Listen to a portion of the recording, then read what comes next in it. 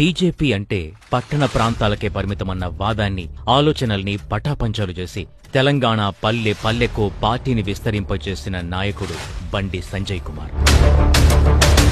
తెలంగాణలో బీజేపీ ఎక్కడుంది అని వెటకారాలు మాట్లాడిన నోళ్లను మోయించేలా గ్రేటర్ హైదరాబాద్ ఎన్నికల్లో 48 మంది కార్పొరేటర్లను గెలిపించుకుని ఇక్కడుందిరా బీజేపీ అని సత్తా చాటిన నాయకుడు బండి సంజయ్ కుమార్.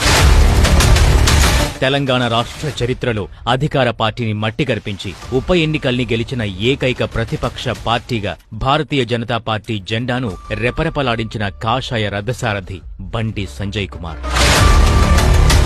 కరీంనగర్ జిల్లాలో సామాన్య మధ్యతరగతి కుటుంబంలో జన్మించి హిందుత్వం పట్ల ఆకర్షితుడై అతి పిన్న వయసులోనే ఆర్ఎస్ఎస్ లో చేరి దేశ సేవతో పాటు ప్రజాసేవలో పాలుపంచుకుంటూ సామాన్య కార్యకర్త నుంచి కార్పొరేటర్గా, కరీంనగర్ పార్లమెంటు సభ్యుడిగా, తెలంగాణ బీజేపీ రాష్ట్ర అధ్యక్షుడిగా అంచెలంచెలుగా ఎదిగిన ధీశాలి బండి సంజయ్ కుమార్.